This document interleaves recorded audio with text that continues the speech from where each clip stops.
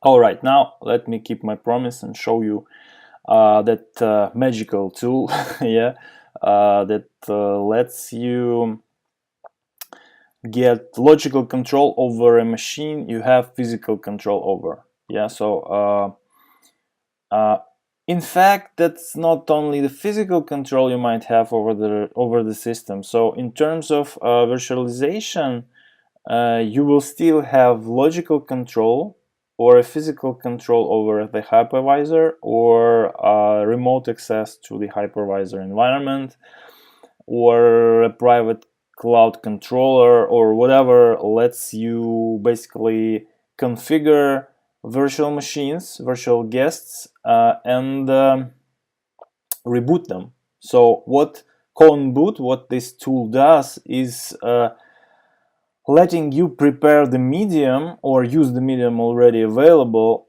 to reboot the system from this new medium, and then just get over the system. Yes, get hold of control over the system. So the principle here, the principle of attack, is old, right? Remember when I told you that each upper layer of security architecture, of system architecture, explicitly trusts all below levels. So getting control over the firmware, yeah, will let you compromise the software, the operating system, and compromission of operating system will definitely let you compromise any process that is run within it. Okay, so this is the principle in action, being in action here. So what we will do, we will basically boot up the operating system from the medium we control, and we will patch, I'm sorry, Konboot for us, yeah, it will patch the memory in terms of just rewriting using this trust that the operating system has to below to all lower layers of architecture. We will make this little function in some system DLL that just checks the password, yeah, to return true all the time whenever we enter, right? Or we will use some other functionality that will just override the authentication process as a whole, right? So by pressing multiple shift buttons, yeah, just by pressing shift multiple times, we'll be able to run a console window without entering a valid username or password.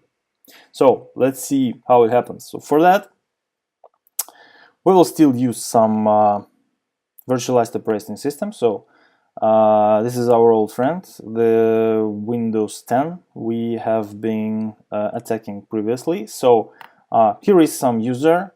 He has some password. Let me show you that empty password doesn't work.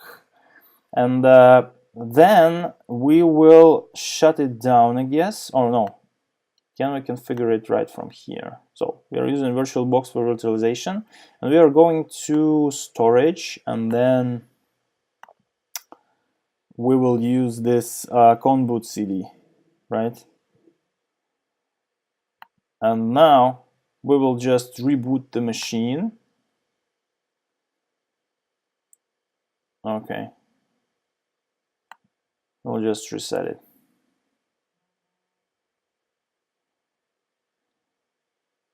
And as you see, something else than our familiar boot process happens.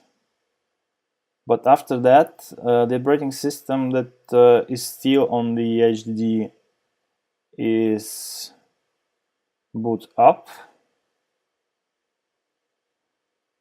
It takes almost the same time as usual. So here we'll just enter empty password.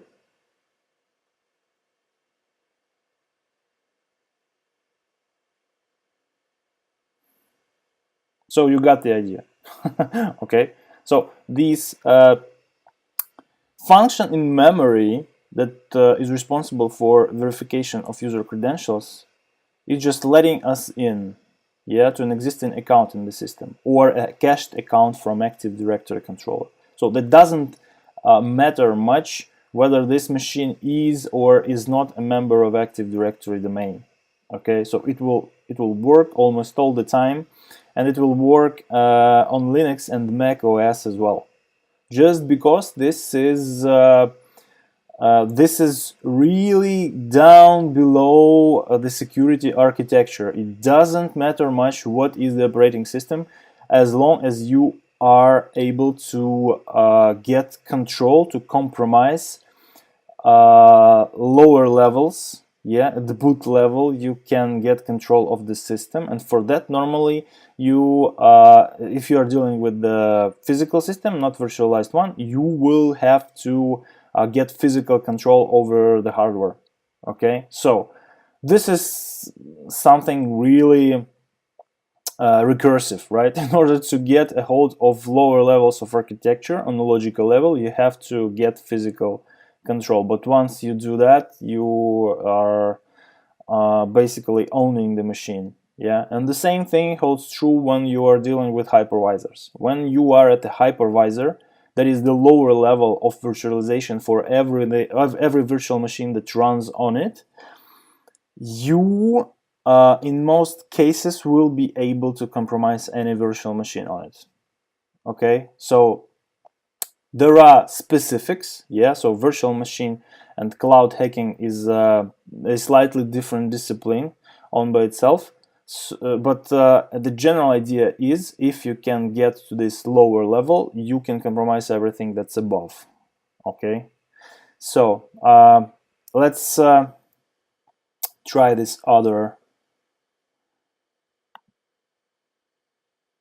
thing. Yeah, multiple shifts entered before logging in, just to check whether it works, because in some server in some flavors of Windows, especially server operating systems, that might not work, and we will just see what happens. It's less convenient, but still maybe even more effective, because you will get the system account shell. So what I did, I just pressed shift multiple times. I'm not sure how many you have to do before this pop-up window occurs. Yeah, so here you can see that you are already in the system 32. Okay, so basically you are administrator running a CMD exe. So it's done. From here you will add a new user, right? And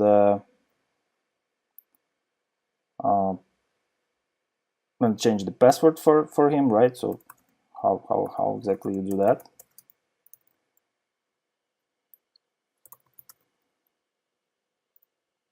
You see, it's already there.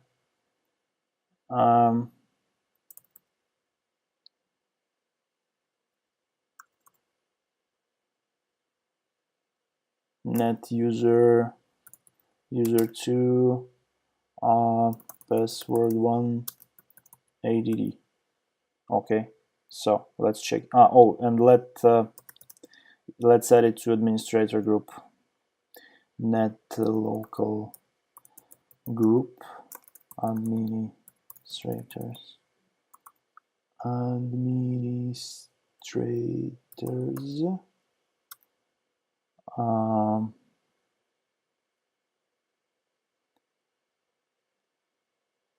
What's the correct syntax once again? Yeah, administrators, user. Oh, come on. That shouldn't be happening. Okay, so we see that it reboots itself for some reason. Maybe that some security mechanism is in action. But that's even better. Let's see that the things that we typed in the terminal persisted between the reboots. So 1, 2, 3, 4, 5, 6, 5. So 5 shifts is okay. Let's see, net user 2 is still there. We know his password. And now let's see, net local group administrators is the correct name. That's pretty inconvenient when you are dealing with localized operating systems other than English ones. That's that's pretty tricky to type in Cyrillic group names from this console window here, right? So you will have to deal with that somehow. But normally, in most cases, you will use English local. So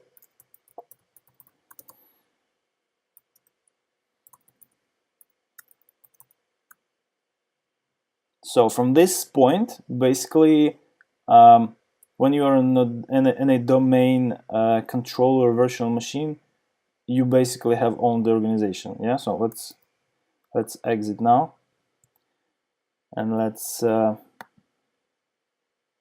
try to log in as another user, right? Remember the password is password 1.